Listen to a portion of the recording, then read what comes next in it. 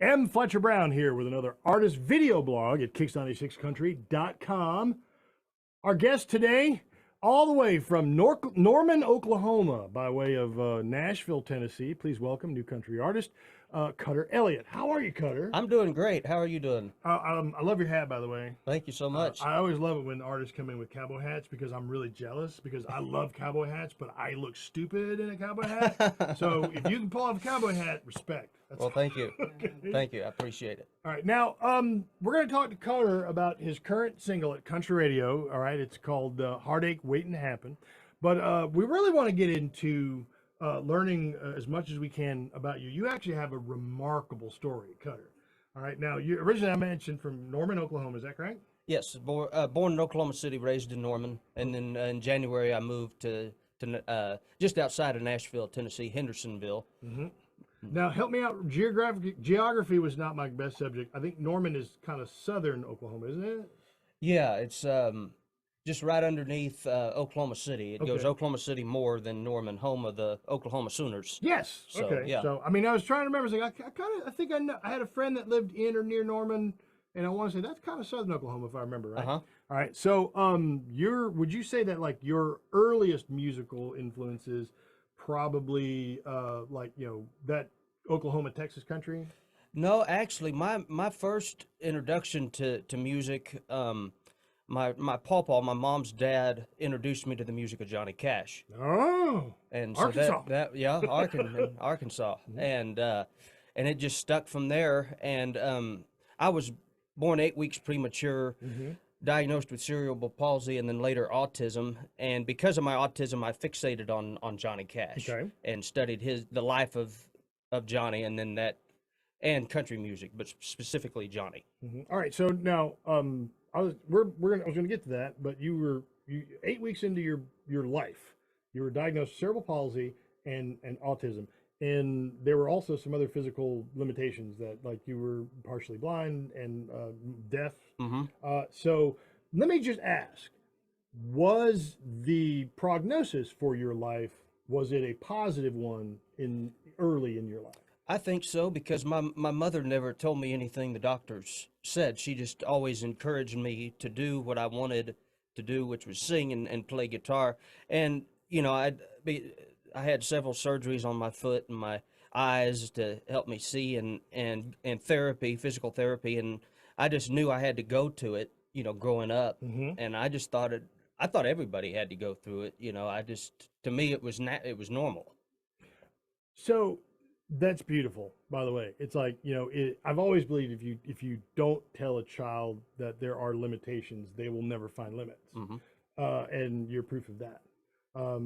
You are obviously a big fan of traditional country music, and when you hear "Heartache Waiting to Happen," the minute you hear that steel guitar at the very beginning, and you'll be like, "Oh yeah, I already know where this song's going to take me." So, is that pretty much the entirety of your sound, just that kind of traditional country sound? I think so, and throw in a little rock and roll, rockabilly, you know, like they had at Sun Records, you know, because I grew up also listening to Elvis and you know, and Carl Perkins, and I always said if I played electric guitar, Carl Perkins would have been my influence, probably like Johnny Cash is. But it's definitely somewhere along the lines of, you know, Elvis Presley, Johnny Cash, Carl Perkins, Merle Haggard, Dwight Yoakam type stuff. Oh, so, you and I could so hang out and listen to music. I can tell you right now, man. And I got to throw out the King, George Strait, of too. Course. So, all right. So, the song "Heartache Waiting to Happen." Now, are you a songwriter or just a musician? Is that a song that you wrote, or is that one that you found in Nashville? That is one that my producer and manager Paul wrote. "Heartache Waiting to Happen." He wrote that with a buddy of his. But Paul and I do write a little bit together, and I would not consider myself a songwriter just yet, but it is something that I try to get better at. Okay. You do work with some charities. In fact, I believe the sales of your current EP, some of the proceeds will go to a charity. Can you talk to us a little bit about it? Well, I'm a proud ambassador for the Autism Speaks Foundation, and we have some events with them coming up in the fall. But we filmed a little documentary about my life that's on my YouTube channel, Cutter Elliott Music, and something my mother always told me was "can't never could," And anytime I would tell her I can't do this or I can't do that, she would always say can't, never could. And she actually said that in the documentary when we recorded the documentary and filmed the documentary. And Paul and I looked at each other and we said, that's a song. So we went and wrote it within the next day or two after that. And we recorded a little demo of it that you can get on my website, cutterelliott.com. And 100% of those proceeds from that download of Can't Never Could, we're going to donate back to the Autism Speaks Foundation. And that's actually going to be their theme song this year. So we're really proud of that. Oh, see, my dad used to always just say, there's no such thing as can't. I like your mom's spin on that much better. I think I'm going to give that to my dad. It's like, from now on, say this. All right. So you've got the EP that's released. You've got your single off of that, Heartache, waiting to happen.